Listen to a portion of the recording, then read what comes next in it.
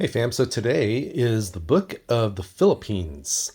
Actually, it's a letter to the church at Philippi from Paul.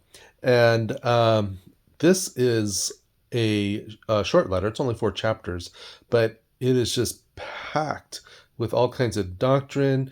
In every chapter, there's verses that that you've probably heard and are familiar with. I can do all things through Christ, and all. A lot of these little verses that we pull out of context often are in this, and it's like all of his letters, very practical, very personal. I love, in fact, at the very end, where he kind of gives so and so greets you, and greet each other and all of that. So at the I think the last verse, second to last verse, he says, all the saints here greet you, especially those of Caesar's household. And so we even see that at this point, Paul's ministry has even infiltrated the house of the king, if you will, and so that is just, it shows the impact of his work.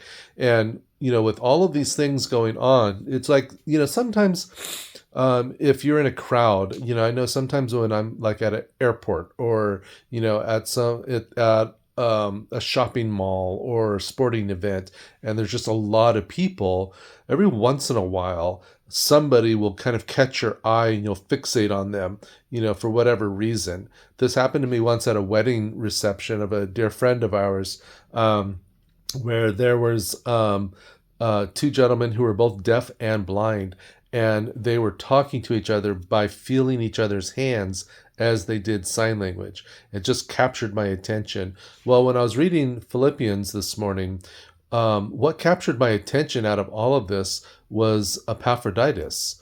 So Epaphroditus was at the church in Philippi, and the church of Philippi was very generous towards Paul. He mentioned in there that they gave more than any other church to him. In fact, they sent Epaphroditus to him while he was in prison, and Epaphroditus ministered to him to the point where, and we don't know the details, but to the point where he literally almost died. It was, probably with an illness or something. And when the church at Philippi heard about it, they were very sad, very concerned, obviously, and praying for him and all of that.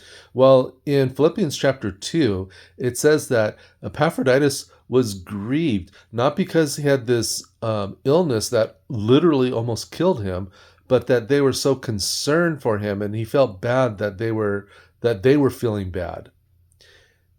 And that's really what captured my mind this morning as I read this letter to this church, is that this guy had such character and such concern for others. As it says in chapter 3, that he considered others as more important than himself. That while in the midst of a near fatal illness, he was concerned about the other people, that they were feeling so bad about him.